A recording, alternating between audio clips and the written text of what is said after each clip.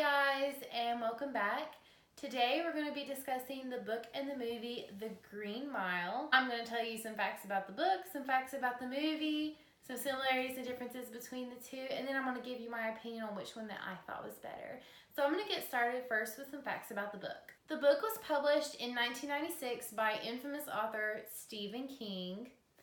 As you can see this on the cover of this book, that it was a #1 New York Times bestseller. An interesting fact about this book is that it was originally released as a serial novel.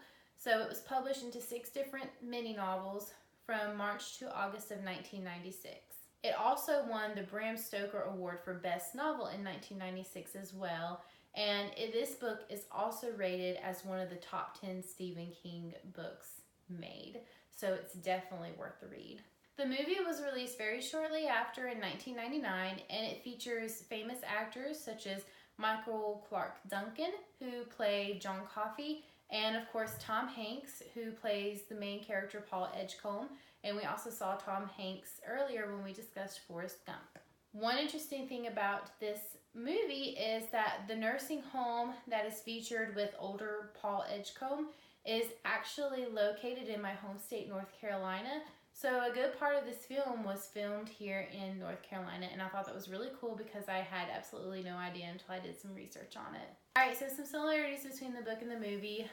I was actually very impressed with how well this movie flowed along with the story in the book. It sticks very well. It's about Paul Edgecombe, who is in charge of the Green Mile at the jailhouse, and he is in charge of people who were being executed by the electric chair. And they gain a person called John Coffey, who does miraculous things, and it shows his journey throughout the time that he was in the Green Mile. One thing that I really liked that the movie stuck to is the sequence of the executions.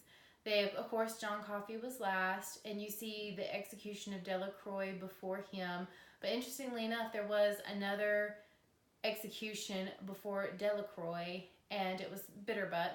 And although you're very fresh into the book, very fresh into the movie, it shows in both adaptions that electrocution of Bitterbuck. One thing that I really liked about the movie was that it included the mouse character, Mr. Jingles, very well.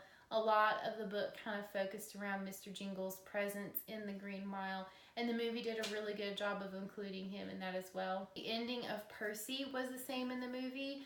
You see karma coming back to Percy through John Coffey. He is a terrible man throughout the entirety of the book, the entirety of the movie, and in the end, karma does end up finding him. John Coffey releases the poison or whatever it was that he took out of the woman, and he gave it to Percy, and Percy ends up becoming some kind of brain dead almost, and he has to live the rest of his life in an assisted living facility. Another thing that I really liked that the movie stuck to as well was when John Coffey was executed. In the book, he had asked Paul, whom he called Boss, to not put the hood over his head because he was scared of the dark. And I really loved that the movie included that as well. He did ask for that hood not to be put on, and in both circumstances, in both the book and the movie, the hood was left off. Alright, so as for the differences, the first difference that I noticed was the structure of the narrative in both the book and the movie.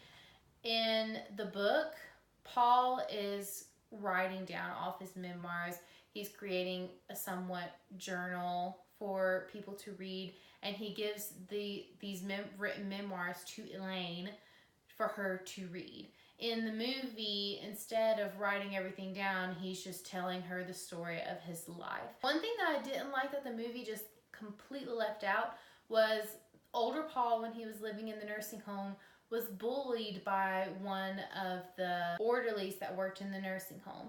He constantly bullied Paul. He threatened him for him to stop going on his walks to go see Mr. Jingles. Of course, he did not know that was what he was doing, but he threatened him, and he just treated Paul horribly. And he treated him horribly up until Elaine told him that her grandson was the Speaker of the House of Representatives, and she said that if she caught him bullying Paul anymore, she was going to take action against him if he refused to stop. The movie left this completely out.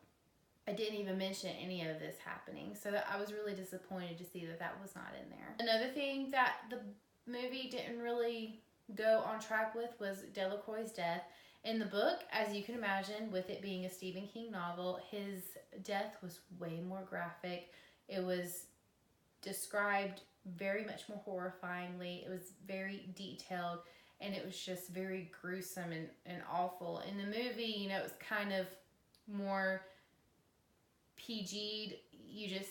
You don't really see all the main details. You just most of it's left up to the imagination because the hood covers everything up, which I can understand why they changed that, but nonetheless, it was still much more different than how the book portrayed it to be. One final difference that really bothered me was Janet, Paul's wife.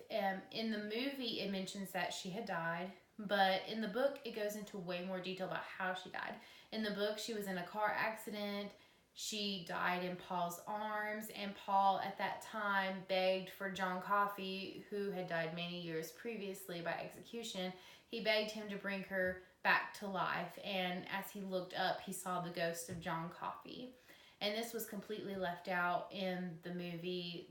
This scene didn't happen whatsoever, and I really thought that was a shame because this was a really an emotional time in the book, and it kind of really drew you into that moment, and it was left out in the movie. All right. So, although I think the movie was really good and the book was excellent, I do have to say that my pick for The Green Mile would definitely have to be the book.